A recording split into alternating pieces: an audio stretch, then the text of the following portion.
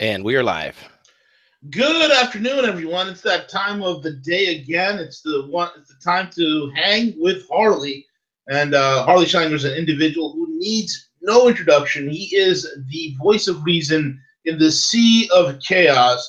And without further ado, Harley, how are you, sir? I'm doing fine. The world needs a voice of reason, I think, right now. I think so, Harley. I think you're just the man to do it, man. You are the Jiminy Cricket of this global chaos. I still haven't figured out what that means, but I'm working on it. Well, Jiminy Cricket is, if you know the story of Pinocchio, he is the small voice of reason Yeah. for crazy Pinocchio who's running amok, Yeah. and he is the conscious. So that's kind of like how you are. You are the voice of reason in this crazy world where people are pretending to be something, and markets are pretending to be, and politicians and everything geostrategically is pretending to be something else when it's not, and you're the one who's calling it out for what it is. And there's a lot of lying going on. Okay, A now I lot of lying. a lot of big noses out there. Absolutely. And Harley, before we went live, you mentioned Monte dei Paschi, the Italian bank that has just been nationalized. And you and I were joking. You said, well, you feel better that Janet Yellen has said that there's been no financial crisis in our lifetimes. And then we joked that we all wonder what Janet Yellen's mortality rate is, because it's kind of like with Janet Reno, former Attorney General under Clinton, when she said Trump will never be elected in her lifetime. Then she dropped dead, and then Trump was elected. Well, I think maybe Yellen is pre-announcing her suicide if it does crash. Look, this whole stress test thing is nonsense. The idea that if the market goes down 50%, and I think they have several other factors, and they conclude that there's enough money to keep the banks going. And what they're missing is two things. One is unintended consequences, which always happen under a situation like that. And secondly, that the old rules no longer apply. That once you get to a situation where you've had almost 3 years now of low interest rates or 0% interest rates, money just flowing into central banks, this changes the rules. The idea that suddenly you can just gradually increase interest rates and you'll get the same effect you've always had in the past from it. We're dealing with a new situation. And I think Putin, after meeting with Xi Jinping, what Putin said is that the old rules of finance don't hold anymore. The world order that everyone's used to is gone. And whether that's Bush's new world order or the Tony Blair's new world order, whoever's new world order it is, it's no longer new and it's not orderly. Yeah, I agree wholeheartedly. It's a old world disorder. Yeah. And the only question is, who will be the casualties of the disorder, or can we bring real order about where the nations once again play the role that nation states must play in protecting their people, protecting their currencies, and finding ways to generate real physical growth in the economy. Now, if those steps can be taken, and for those, you and I have discussed this, you get Glass-Steagall as a starting point, Hamiltonian credit, funds going into infrastructure and through the banking system into the small and medium enterprises. If you do that, you can have a virtually unprecedented economic revival. It'll take a little bit of while to get off the ground, but it will be strong. If you don't do that, you have a risk of not just disorder, but anarchy, of chaos. And for those people who say, well, we need the Schumpeter collapse, we need all the old to collapse and then start over again, first of all, could end up in a nuclear war that would make mankind extinct. And secondly, the people we're talking about, the globalists, the global financial elite, they intend, if there is a collapse, that they're going to be the ones who rewrite the new system. So we're in a war with that old system, and that means with the old elites. Yeah. So we got the G20 coming up in Hamburg starting tomorrow. are extremely nervous about what's going to come out of it from Putin and Xi Jinping. What is Merkel going to do? And the whole thing about, is Trump going to be played for a fool by Putin? I actually think that Putin intends to discuss with Trump what it means that the old Cold War system is gone, and now Russia and the U.S. can function together as partners. Right.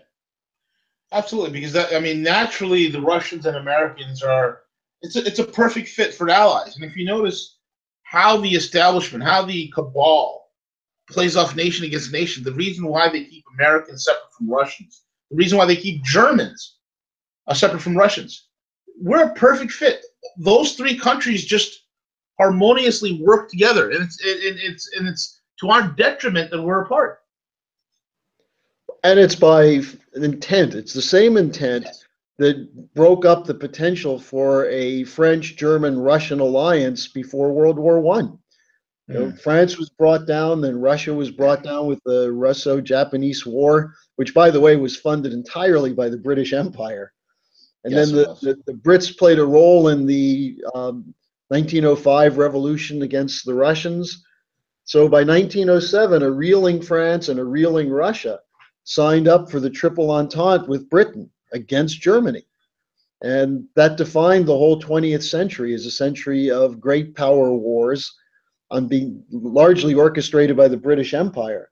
And in the post-war period, what we had is a division of the world between East and West and North and South. The question is, can we break those old geopolitical dividing lines? Yeah, exactly. That is a challenge that we are facing. Can we break those old lines? And in order for this new multi, I mean, here's the thing. I mean, the multipolar world is here. Yeah. And if we don't break those old geopolitical lines, we're not going to have a part in it. We're going to be a rotting, failed state if we don't get this thing right. Well, I think, speaking of people who passed away, I think Zbigniew Brzezinski was not very happy with the idea that his anti-Russian view of a new world order is in tatters. Yeah. I'm sure he died. And the last thing he saw was his grand chessboard being completely rearranged and collapsed and folded up and put away into the dust heap of history and failed ideas. Hopefully he saw that rather than his daughter's face.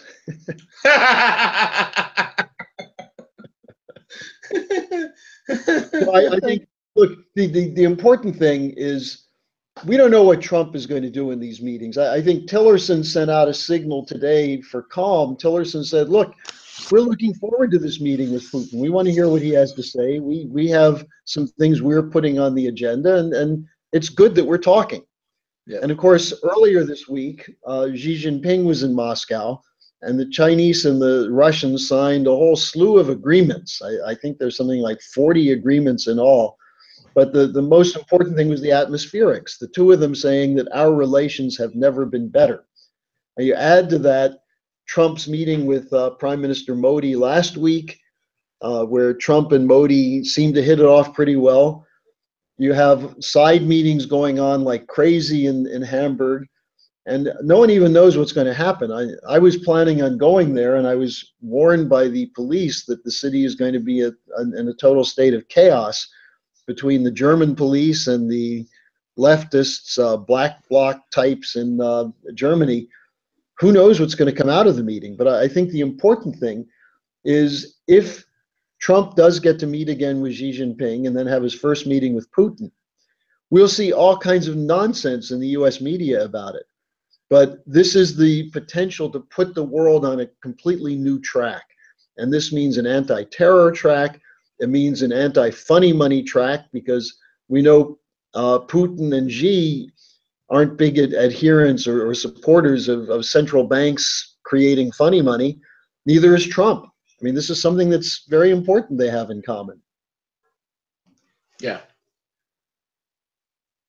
Absolutely, man. I agree wholeheartedly. These things need to be put in the correct track, without a doubt. Harley. Good. Well, Vin, I Sorry. know you've been looking at this yourself quite a bit recently, what's happening with the economy.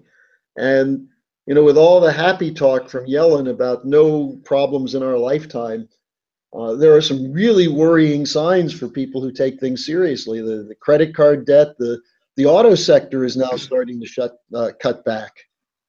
Yeah, even with their Harley, even they're giving out discounts and incentives. If you have a low credit score, they have a low credit score incentive for you to come in. They'll take another, $1,500 to $2,000.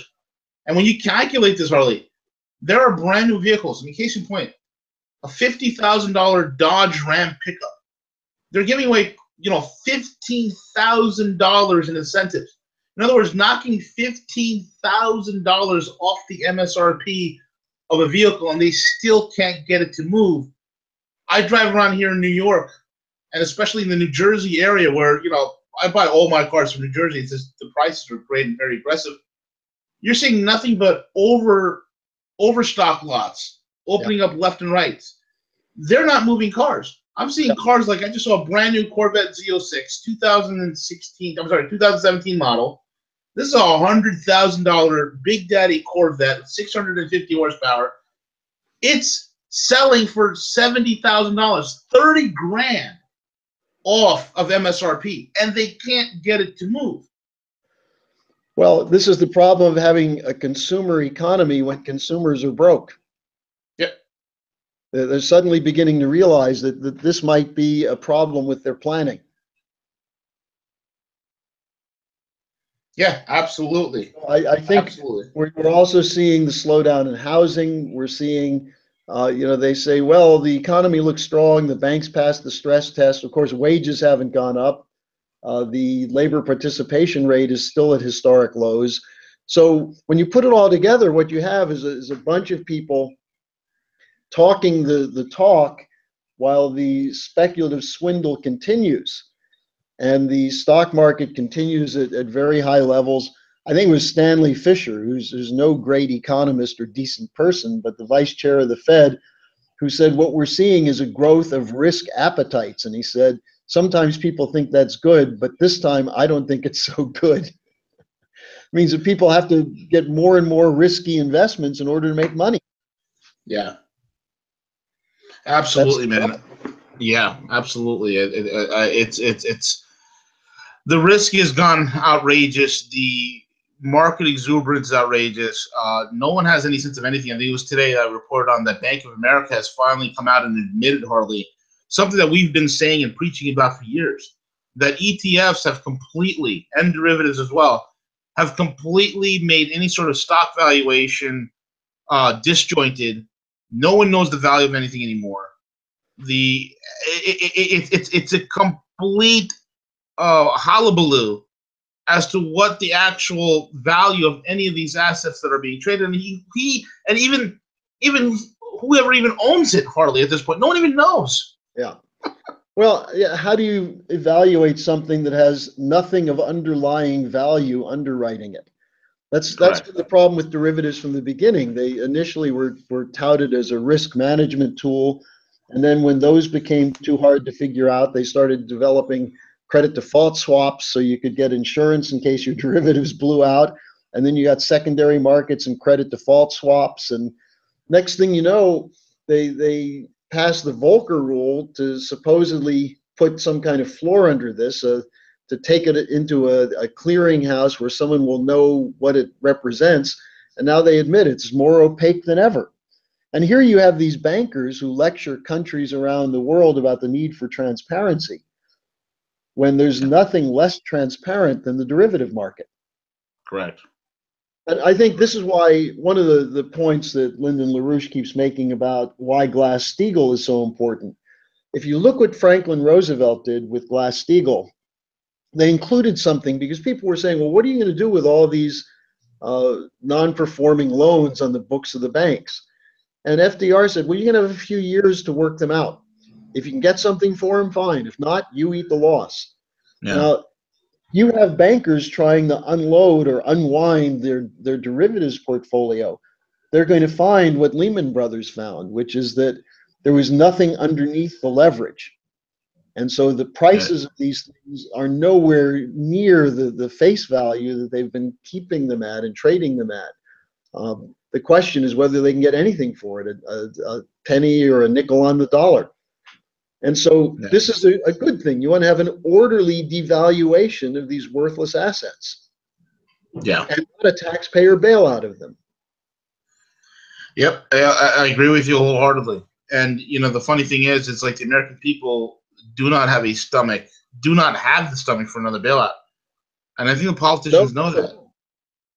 not You at know, all. And if they actually read the fine print of Dodd-Frank and realize that the way the stress tests and the bank unwinding has been written in Dodd-Frank, it's not in order to avoid a bailout, they're talking about a bail-in, which is the right of the bank to start seizing assets.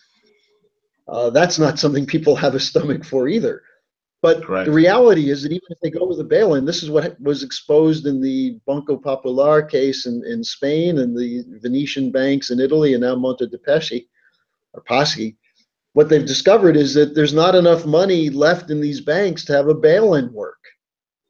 Yeah. Yeah. And The there the aren't other assets out there that central banks can buy anymore. They've bought all the bonds in the world.